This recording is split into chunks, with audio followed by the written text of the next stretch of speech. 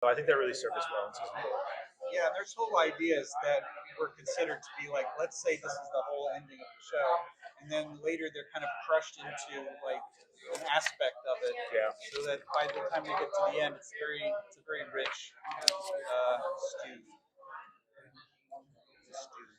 Mark from Hors d'oeuvres newsletter. How much over the course of the life of the show, as you approach the finale, did the oncoming onset of AI in our IRL lives affect what you did with the show, or how you even thought of the show or approached the material? Well, it's huge. I don't know if you guys have seen the ending, Yeah. but there is a whole storyline of the AI under sort of enormous pressure to return on a reset. What do you call that? Have a return on the investment. Yeah. Starts to cut some ethical corners, and then also becomes self-aware. And that is like one of the challenges of the ending. And we spent a lot of time debating it, never thinking in the early seasons that AI was going to catch up this fast to the show. Right. But I think fundamentally, the point we're trying to make is that AI needs to be sort of given a value system the way a teenager does. Or, sort of any new member of society has to be inculcated with the values of your society, or it's going to be destructive. And so, our message, which is probably being ignored, is that is that we really need guardrails and like a sense of ethics in the AI. I got nothing to add to that. Hi, Diego Valadez from IGN Latin America. Well, my question, now that you have already mentioned AI, how did you balance this comedic tone with these high-stake, timely themes about the AI and corporate activism, especially given, well, the real-world parallels and AI advancements? Well, you're telling the story, right? I mean, if you get too worried that the AI is going to, overwhelm society before your show drops, I think maybe there's a little bit of doing what we're trained to do as storytellers and trying to tell a satisfying story, even if the robots will be the only audience in a year. I hope not. I don't think that's true, but and the whole show is about balancing genres. And I had do you remember there was a hamburger called the Nick DLT like 10, 15 years ago? That's very important to me because that hamburger came separate. And there was a cold side with the lettuce and a hot side with the hamburger. And I use that as a metaphor in the writer's room a lot. Is that if you're going to mix two genres, they still have to have their genre characteristics. Like when you bite into it, you still have to feel the cold, crunchy lettuce and the hot, juicy hamburger. You kind of mush them together so that everything's lukewarm. It's not as tasty. We try and keep the genres separate and have them work as themselves. Yeah, and I think that there was, by the time AI came out, there was sort of a groundwork laid already in the show for like how the AI works in the show. So we were never going to turn around and make it exactly like one of these big models out there, but we were able to scoop up the uses and themes that and the questions that those things raise and speak to those rather than like doing a one-to-one chat GPT or whatever. Thank you. Hi, I'm Allison with Showbiz Junkies. With the fourth season only having 4 episodes, do you think the fans will be satisfied how it's wrapped up at the end? I do. They're very long episodes, so the whole thing ends up about 2.5 hours. And when you think of it, it's sort of like a big fat movie, but we've also like spent time exploring some new ideas. It's not all wrapping up in callbacks. There's like a lot of new weird things to explore. They go to a longevity spa for tech billionaires, and we see them in workload, which we talked about in last season. And there's each episode has got its own storyline and theme.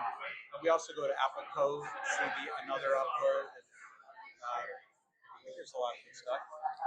Yeah, we packed a lot into 4 episodes, and I think we took our time and did a good job of, like Greg was saying, making the season not just wrap up. Like there's new stuff, there's new storylines, but at the same time, there is a sense of finality at the end that I think people will appreciate. Yeah, Daniel Victorio, Temple of Geek. You were talking about new ideas. I want to know about the vibe in the writers' room when you have the ideas like the squirrel driving the car and whatever it may be.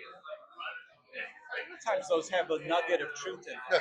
So there is an Israeli researcher who's using AI to make translate animal sounds, and they're like applying it to whale sounds, and so we were taking the idea that self-driving cars are not infallible, and also there was something in World War II that was super interesting.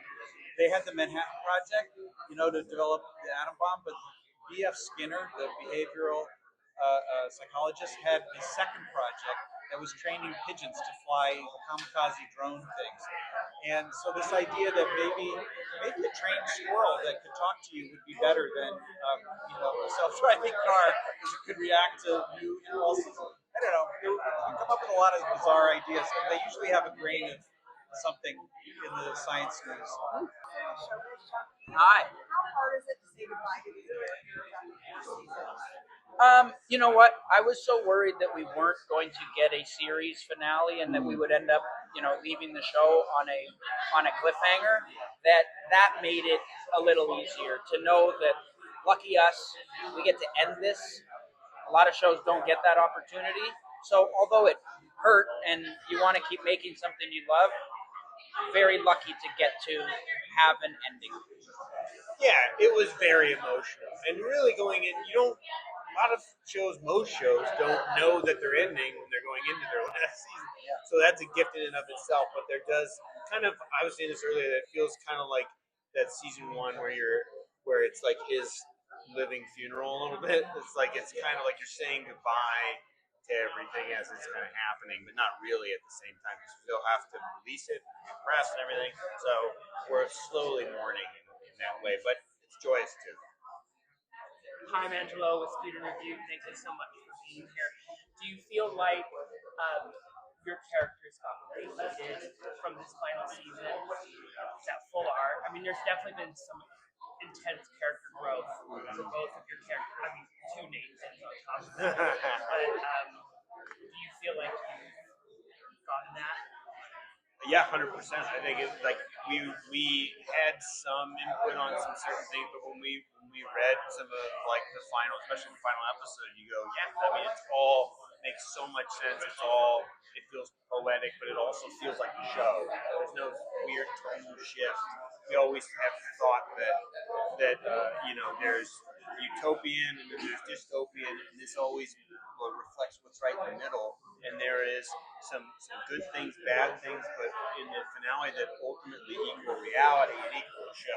So yeah, I think that also resonates with a lot of the character arcs too. They just feel very organically fitting. It doesn't feel like it's an ending for any single character. It's everybody gets their moment. Everybody has their time to shine. Everybody has closure. I think that's really special, and it's kudos to Greg and Maxwell and the rest of the writing staff and being able to stick the landing after 4 seasons. And part of that is Amazon letting us know that it's a final season, giving them the time to be like, okay, do this the right way. And we're very lucky. Very lucky. Thank you. Hi, Allison, Telltale TV. I'm going to ask a little bit of a spoiler. Okay. I'm very curious, why do you think original Nathan chose himself to be sacrificed over his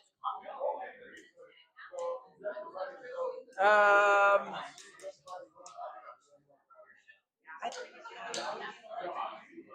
think at that point, he's just been through a lot, and I think. Am I allowed to be angry? You want me to tell? Yeah, Lily, am I answering some spoilers here?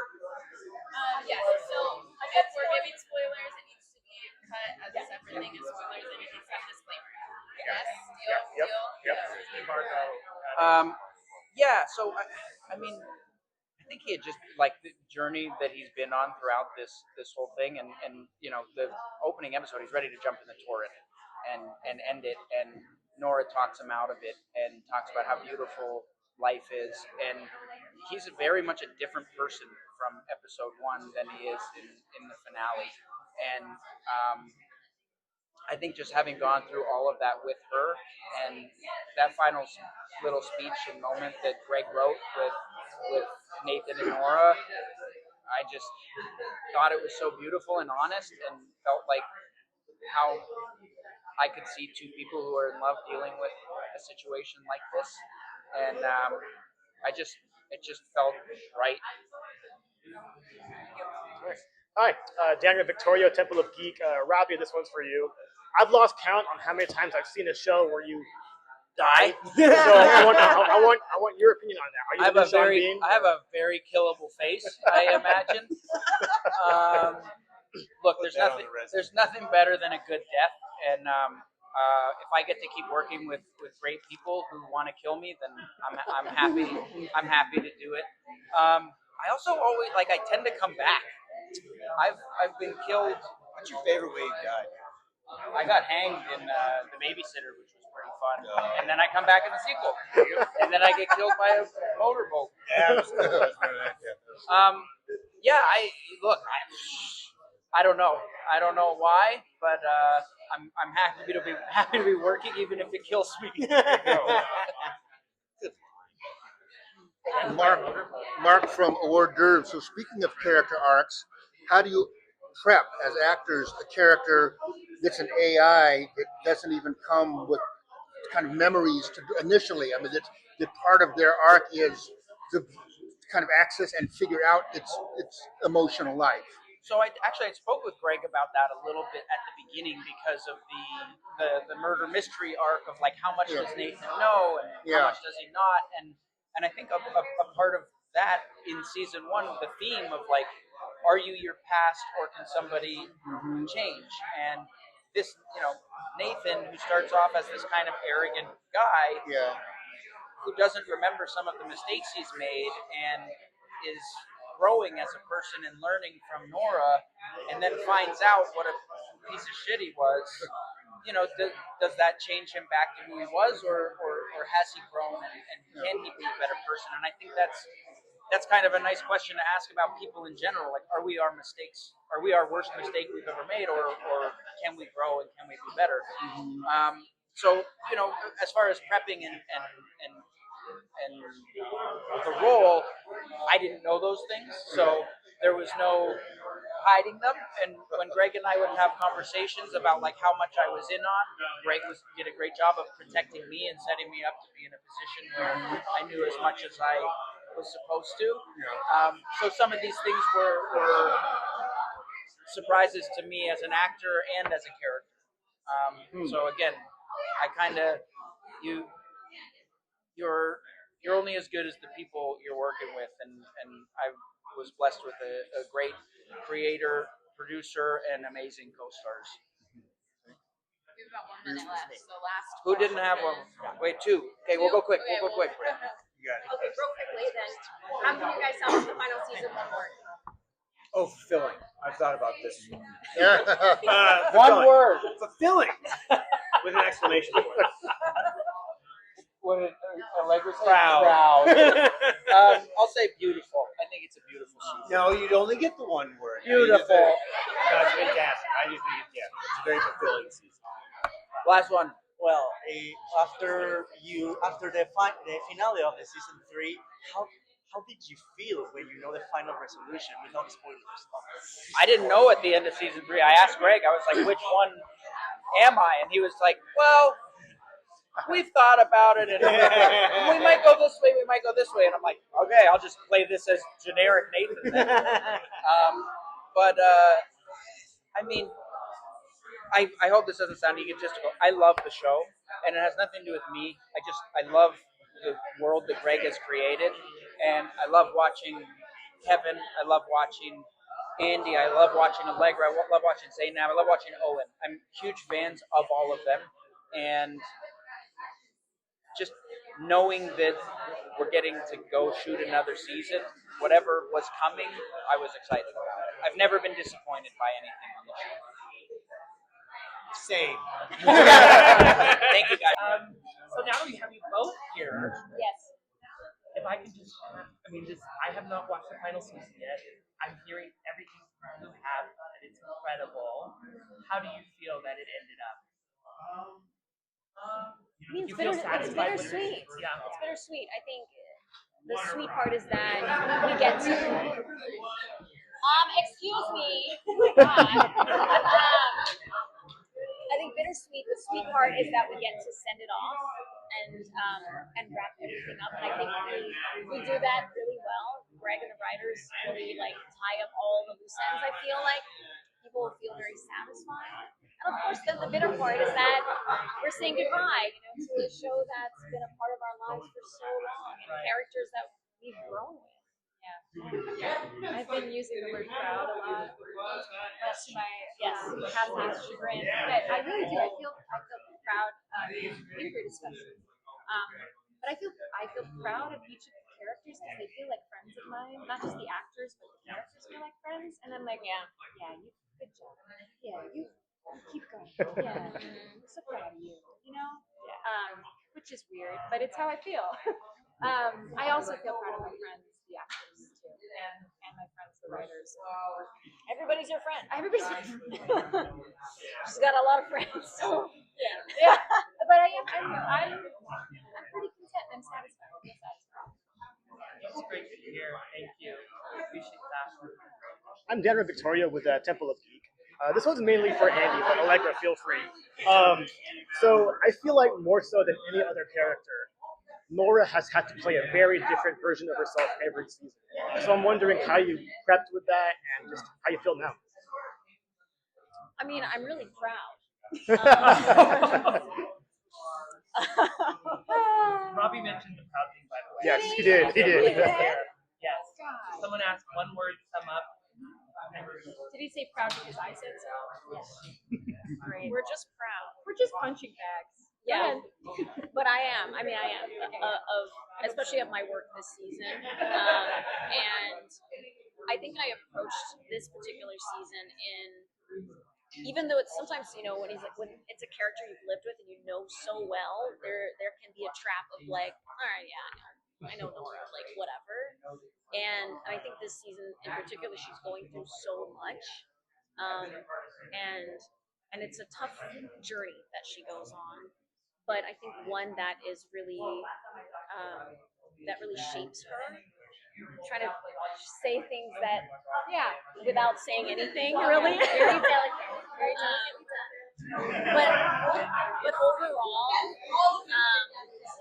I think from season 1 to now, I mean, gosh, I've grown up so much, and so has she. And I think she's found something bigger than herself. And she's also learning the true definition of love. And I think that really comes through, especially in the last episode of this season. Hi, I'm Allison with Showbiz Junkies. What has been your favorite episode through all seasons? Oh, wow.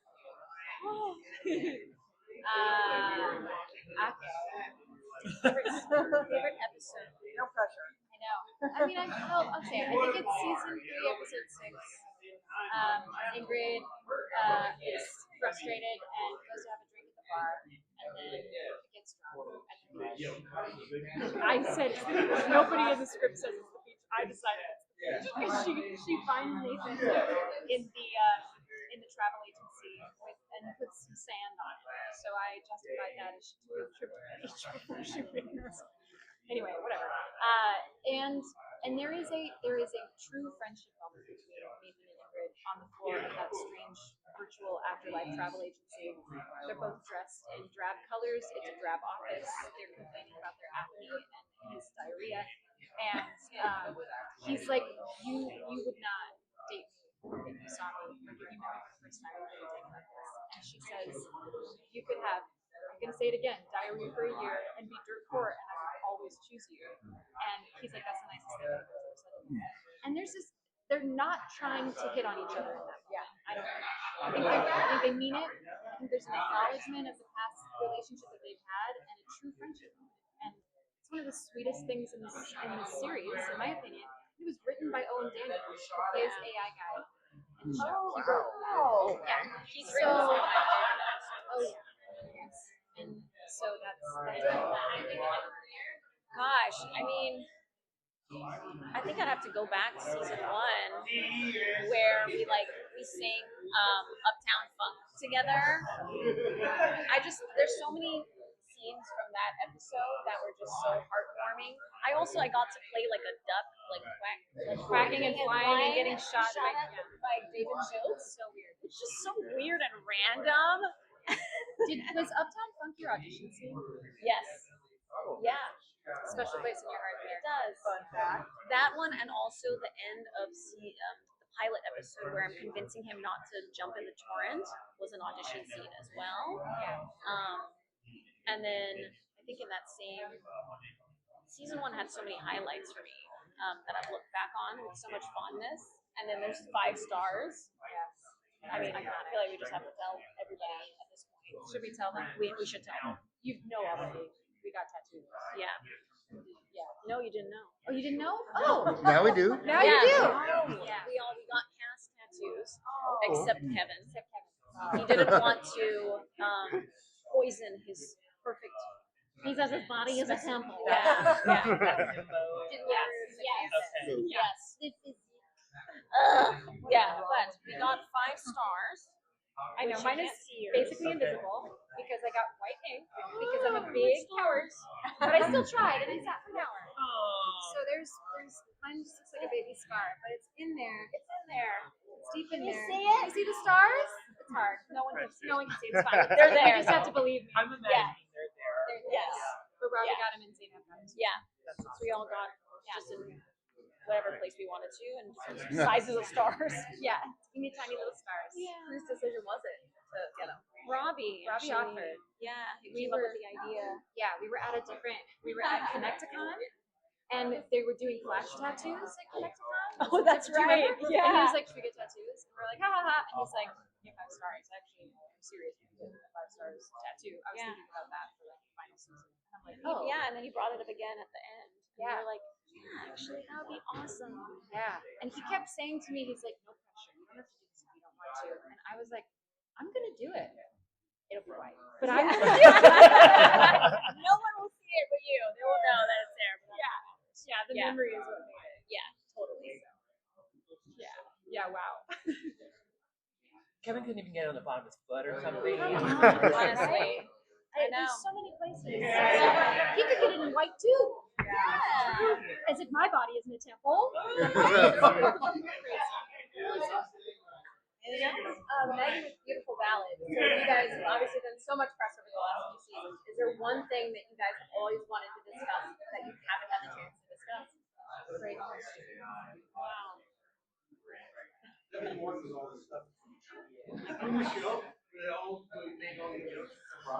feel like we talk a lot about everything. I was about to say like, oh, people taking over Nora's avatar. Yeah. But we've touched on that Yeah. and how fun that is.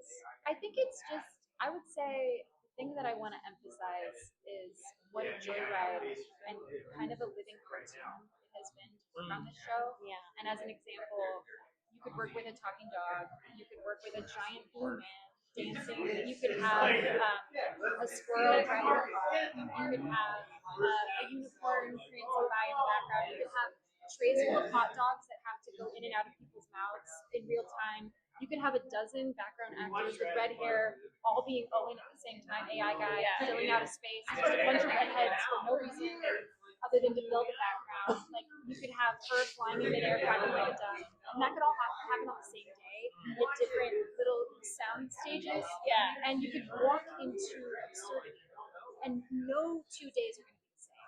And I don't think I'm ever going to experience that again in my career.